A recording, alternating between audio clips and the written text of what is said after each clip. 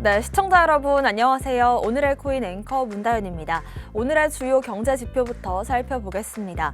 일단 뉴욕 3대 지수 오늘도 하락세가 이어졌습니다. 연준이 양적 긴축을 시사하면서 좀 압박을 받고 있는데요. 특히나 나스닥이 급락세를 보였습니다. 지수로 확인해 보겠습니다. 네, 나스닥 어제 오늘 합해서 4% 넘는 하락 보였습니다. 14,500선도 깨고 내려가는 모습이고요. S&P 500 지수 4,500대를 내어주고 있습니다. 골드는 횡보하고 있습니다. 1920이고요. 코인베이스는 비트코인 하락까지 더해지면서 6% 가까운 하락을 보였고 테슬라는 호재가 있지만 반영하지 못하고 있는 모습입니다.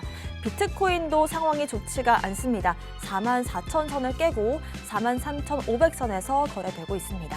오늘의 코인 주요 암호화폐 시황 보겠습니다. 네, 일단 어제 하루 비트코인이 4%가량의 하락이 나오면서 알트코인들은 더 큰 폭으로 하락을 보였습니다. 특히나 이더리움 같은 경우에도 지금 5%가량 빠지면서 다시금 400만 원 선을 내어주는 모습인데요. 주요 알트코인들을 한번 본다면 이 솔라나와 에이다, 샌드박스까지 모두 7% 넘는 하락을 보였습니다. 그리고 큰 폭으로 올랐던 코인들은 더 큰 폭으로 하락을 보였습니다. 도지코인이 14%, 스톰엑스가 13%가량 하락을 보였고요. 일단 단기적으로는 비트코인이 42,500달러를 지켜줘야지만 상방 추세를 유지하는 것으로 보입니다. 오늘의 코인 이슈 살펴보겠습니다. 첫 번째 이슈는요. 머스크가 트위터 이사회에 합류했습니다. 도지코인에는 어떤 영향을 미칠까요? 네, 일론 머스크가 트위터의 최대 주주가 됐다라는 소식이 전해진 지 하루 만에 이제는 이 이사회 멤버로 합류를 하면서 트위터 경영에도 힘을 쓰게 됐습니다. 머스크는 트위터의 12번째 이사로 참여를 하고 임기는 2년을 맡게 됐는데요. 머스크는 전날 SEC의 이 트위터 지분 9.2%를 취득했다라고 밝히면서 지분 매입은 지난달 14일에 했다고 신고를 했습니다. 이사회 합류가 결정이 나면서 이제는 적극적인 투자자다라고 재공시를 한 건데요. 일단 이 머스크가 트위터 인수에 관심을 갖진 않고 있는 것으로 아직까지는 밝혀졌습니다. 그런데 이 소식이 전해지면서 대표적인 밈코인인 도지코인이 14%가량 상승을 보였는데요. 아무래도 일론 머스크가 도지코인 파파, 도지파파라고 불리기 때문이 아닐까 싶습니다. 특히나 이 트위터에서 도지코인을 결제 수단으로 받을 수도 있겠다라는 기대감이 나오면서 사람들이 기대를 모으고 있는데요. 특히나 이전에 이 테슬라 전기차 관련 제품들을 도지코인으로 받은 적이 있기 때문에 더 큰 기대를 모으고 있습니다. 일단은 저를 포함해서 코인러분들이 이 뉴스에서 갖고 있는 기대감은 도지코인이 어느 정도의 영향력을 갖게 될 것인지에 대한 부분이 아닐까 싶은데요. 머스크가 조만간 굵직한 트윗을 하나 남겨줬으면 하는 바람입니다.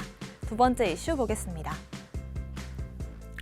하락세를 보인 진리카, 앞으로의 전망은 어떻게 될까요? 네, 진리카는 네트워크 샤딩 기술을 이용해서 거래 처리 속도를 획기적으로 개선한 암호화폐입니다. 프랙티컬 버전틴 장애 허용이라는 이 합의 알고리즘을 쓰고 있는데요. 화폐 단위는 진리카를 쓰고 있습니다. 특히나 이 거래 속도나 수수료 측면에서 이더리움에 비해서 훨씬 큰 강점을 갖고 있는데요. 중국의 대형 거래소인 바이낸스와 후오비, 또 빗썸 등 네로라 하는 거래소들의 차례대로 상장을 성공적으로 해왔습니다. 이더리움 기반의 ERC20 토큰인 진리카는 앞으로 가장 빠른 이더리움이 될 것이다라는 목표를 갖고 있습니다. 트랜잭션 비율을 이더리움보다 1000배 이상 빠르게 처리하겠다라는 계획을 보였습니다. 일단은 지금까지 계속해서 이더리움에 대항하는 그런 플랫폼들이 나오고 있는 상황인데요. 관련해서 가격적인 측면도 좋은 흐름을 보여왔습니다. 하지만 요 며칠 진리카 같은 경우는 정말 큰 폭의 상승을 보였다가 또 엊그제 같은 경우에는 하락을 보이고 다시금 또 반등세가 나오고 있는 상황인데요. 자세한 매매 전략 2부에서 토미님과 짚어보겠습니다. 마지막 이슈 보겠습니다. 일본 상장 호재들을 짚어보겠습니다. 이더리움 클래식과 엔진코인, 오미세고, 베이직 어텐션 토큰까지 보겠습니다. 네, 일본 거래소인 DMM 비트코인이 30일 레버리지 거래와 현물 거래 종목의 신규 상장 예정을 발표했습니다.